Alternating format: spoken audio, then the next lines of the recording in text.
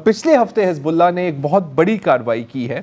Israel का जो sky due observation balloon है उसको तबाह कर दिया है। अब जब मैं बलून की बात कर रहा हूं, मैं किसी गुब्बारे की बात नहीं कर रहा। ये है उनका स्काई ड्यू बलून, आप देख सकते हैं बिल्कुल फुस हो गया है। ये एक हाईली एडवांस्ड रेडार ब्लिम्प है, तकरीबन $250 मिलियन का है ये, और ये 2022 में इस पर काम शुरू किया था। और ये इतना एडवांस्ड है कि एक छोटे से ड्रोन को भी डिटेक्ट कर सकता है। फिर वो इंफॉर्मेशन जाती है इजराइल के आयरन डोम डिफेंस सिस्टम को और फिर उसको टारगेट करता है।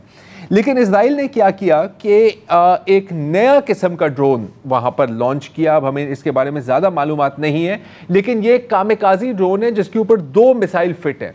पहले वो मिसाइल फायर करते हैं, अगर एक मिसाइल इंटरसेप्ट हो भी गया, दूसरा मिसाइल भी इंटरसेप्ट हो गया, तो फिर वो ड्रोन जाकर अपने टारगेट में टकराता है। इसको तबाह करने का मतलब है कि अब हिजबुल्लाह ने इजराइल के नॉर्दर्न बॉर्डर को तकरीबन ब्लाइंड कर दिया है। वहां पर अब ऑब्जर्वेशन नहीं हो सकती।